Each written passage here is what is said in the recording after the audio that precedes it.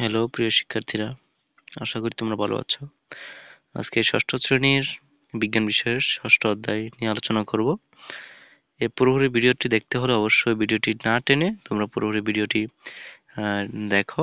এর এর মধ্যে যে বিষয় নিয়ে আলোচনা করবো এগুলো দেখার জন্য অবশ্যই তোমাদের চ্যানেলটি সাবস্ক্রাইব করে আমাদের পাশেই থাকতে হবে। দয়া করে লাইক, কমেন্ট এবং শেয়ার করতে কিন্তু ভুলবে না। তো দেখো, এই অধ্যায়টি নাম হচ্ছে যে উদ্ভিদ, প্রাণী ও অণুজীব। যে উদ্ভিদ কি, প্রাণী কি, অণুজীব কি, এগুলো সম্পর্কে আজকে আমরা জানবো। যে আসলে উদ্ভিদ কোনগুলো, প্রাণী কোনগুলো, অণুজীবগুলো, এগুলো সম্পর্কে আজকে আমরা জানবো। দেখো, যে প্রথমে যেটি রয়েছে সেটা হচ্ছে যে উদ্ভিদ।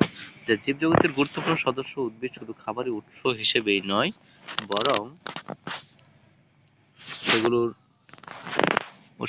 বরং পৃথিবীর পরিবেশের ভারসাম্য রক্ষার জন্য উদ্ভিদ অপরিহার্য।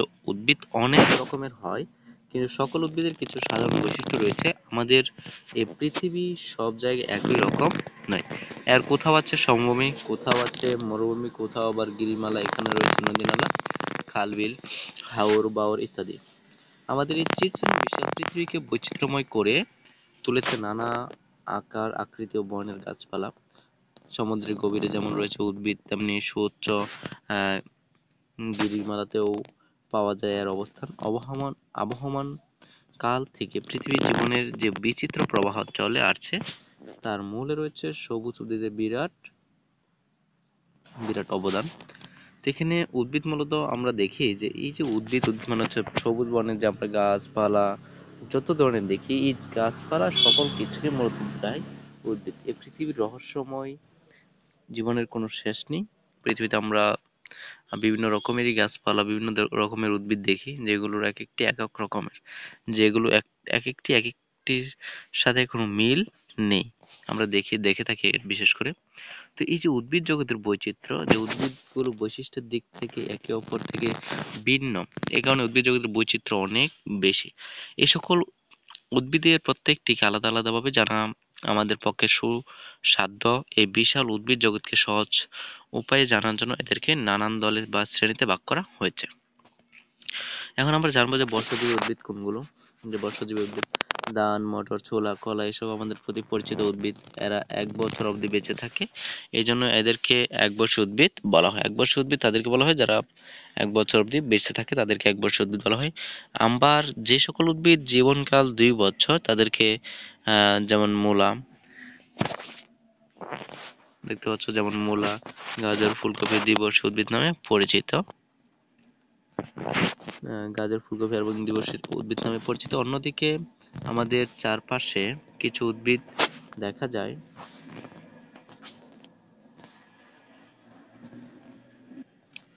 দেখতে পাই যারা বহু বছর ধরে বেঁচে থাকে, যেমন আম, কাঁঠাল, তাল ইত্যাদি। এদেরকে বহুবর্ষী উদ্ভিদ বলে। উদ্ভিদের এই বিশেষ শ্রেণীবিভাগ করা হয়েছে কোন উদ্ভিদ কত বছর বেঁচে বাঁচে তার ভিত্তিতে। তো এখানে দেখো, যেমন বিরুৎ, গুল্ম, বৃক্ষ জাতীয় উদ্ভিদগুলো সম্পর্কে আজকে আমরা জানবো। যেগুলো কি বিভিন্ন জীবনকালের উদ্ভিদের পাশাপাশি এদের আকার আকৃতির মধ্যে অনেক ভিন্নতা দেখতে পাবে। পৃথিবীতে যত উদ্ভিদ রয়েছে, যত গাছপালা রয়েছে, যত প্রাণী রয়েছে, এক একটি এক এক রকমের হয়ে থাকে। এগুলোর পাশাপাশি এদের আকার আকৃতিরও ভিন্নতা রয়েছে। যেমন কিছু উদ্ভিদ দেখতে যারা লতানো হয়, আবার কিছু আছে নরম গঠন হয় কিন্তু লতানো নয়। আর পাশাপাশি শক্ত কাণ্ড বিশিষ্ট ও লম্বায় অনেক উদ্ভিদ দেখতে পারি। এরকম ভিন্নতার উপর ভিত্তি করে উদ্ভিদ জগৎকে বিরুৎ, ছোট নরম উদ্ভিদ যেমন ধান, সরিষা, মরিচ, গুল্ম, ছোট গাছ যেমন ডালিম, হাসনাহেনা, কামিনী এবং বৃক্ষ, কাষ্ঠল, বড় গাছ, শাল, সেগুন, তাল, এই 3 ভাগে ভাগ করা হয়েছে। বৃক্ষ জাতীয় উদ্ভিদ সাধারণত কাষ্ঠল জাতীয় সুউচ্চ কাণ্ড বিশিষ্ট হয়ে থাকে। অপরদিকে গুল্ম জাতীয় উদ্ভিদের সাধারণত নমনীয় বহুকাণ্ড দেখা যায়, এবং বিরুৎ জাতীয় উদ্ভিদ নরম কাণ্ড বিশিষ্ট হয়ে থাকে। তো এখন দেখো, এরপরে যেটি জানবো, যে এরপরের ভিডিওটি জানতে হলে অবশ্যই আমাদের চ্যানেলটি সাবস্ক্রাইব করে আমাদের পাশেই থাকতে হবে।